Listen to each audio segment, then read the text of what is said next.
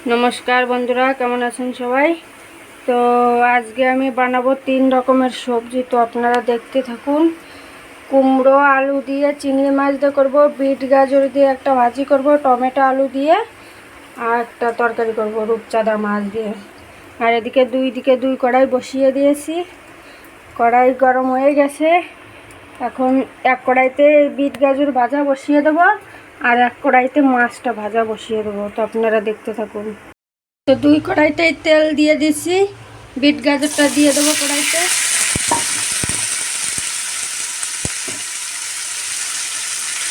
लवणटा एकटु परे देब, प्रथमे एकटु भेजे नेब हालका, तारपरे लवण देब।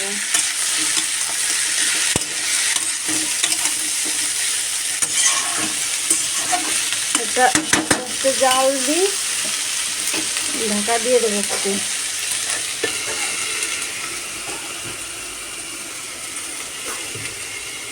আর এদিকে তেলটাও গরম হয়ে গেছে, মাছটা ভাজা বসিয়ে দেবো। বন্ধুরা মাছ কাটা ভাজা বসিয়ে দিয়েছি আর এই সাইডে বিট গাজরটাও ভাজা বসিয়ে দিয়েছি। মাছ কাটা এক এক করে সব ভেজে নেব। মাছ কাটা সব ভাজা হয়ে গেছে। এবার কড়াইতে তেল আছে, ওই তেলের ভিতরে পাঁচফোড়নটা দিয়ে দেব। পাঁচফোড়ন, কেটে রাখা কুমড়ো আলুটাও দিয়ে দেব।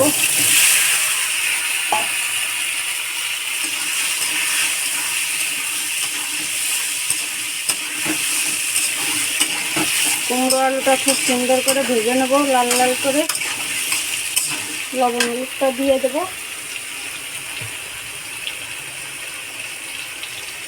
লবণ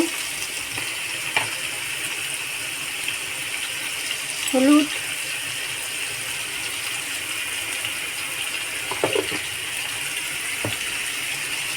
নাড়িয়ে চাড়িয়ে কষিয়ে নেব খুব সুন্দর করে সবজিটাকে।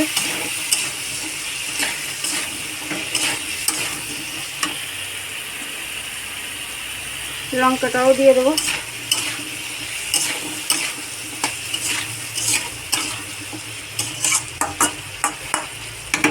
একটু ঢেকে দেব।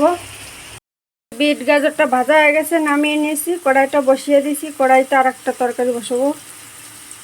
কড়াইতে তেল দিয়ে দিচ্ছি।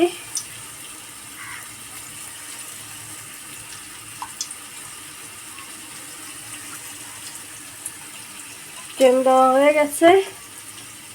গোটা জিরে দিয়ে দেব কড়াইতে।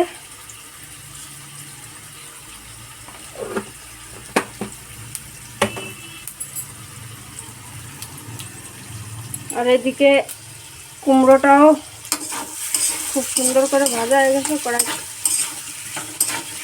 কুমড়োর তরকারিতে জলটা দিয়ে দেবো।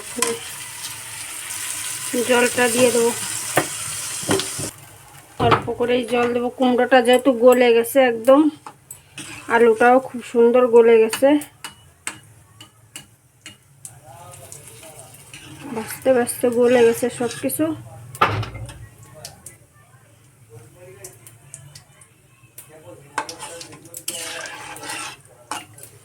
আর এদিকে জিরেটাও ফুটে গেছে।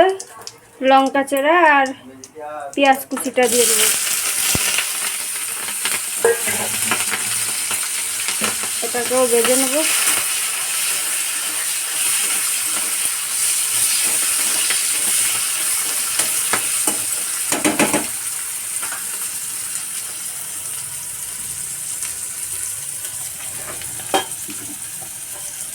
এদিকে তরকারিটা ঢেকে দেবো।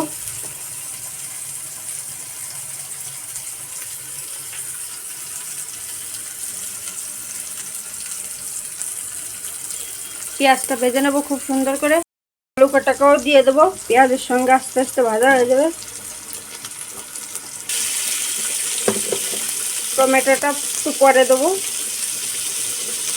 হলুদ,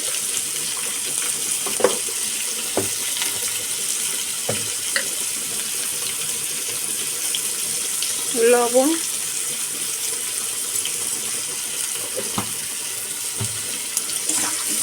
নাড়িয়ে চাড়িয়ে ঢেকে দেবো।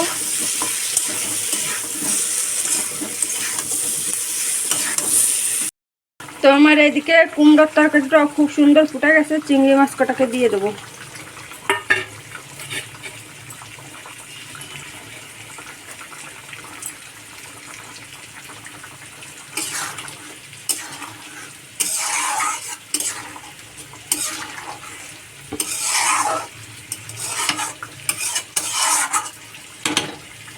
আর একটু ঢেকে দেবো।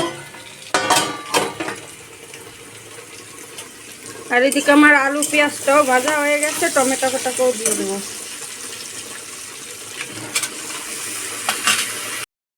তো আমার আলু টমেটোটাও কষানো হয়ে গেছে, জল দিয়ে দেবো।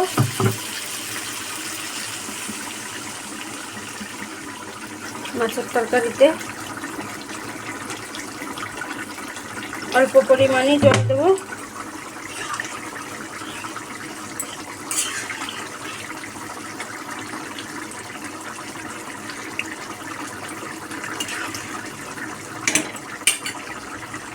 আর এইদিকে আমার এই তরকারিটাও হয়ে গেছে, নামিয়ে নেবো।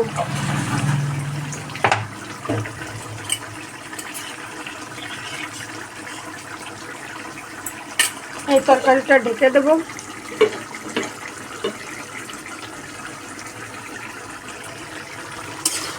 এটাও হয়ে গেছে, নামিয়ে নেবো। শুকনো শুকনো করে রান্না করেছি, নামিয়ে নেবো। তো এইদিকে আমার এই ঝোলটাও খুব সুন্দর ফুটেও গেছে, আর ঝোলটা কমেও গেছে। মাছ কাটাটা দিয়ে দেবো ভেজে রাখা।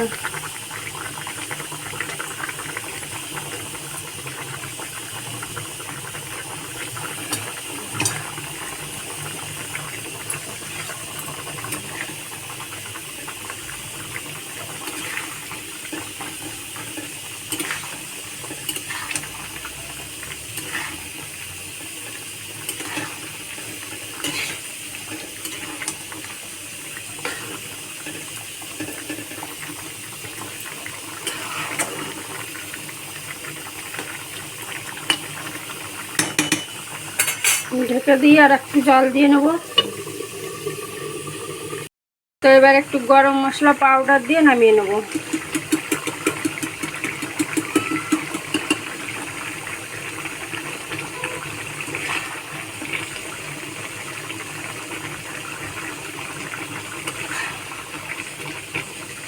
ঝোলটাও খুব সুন্দর শুকিয়ে গেছে।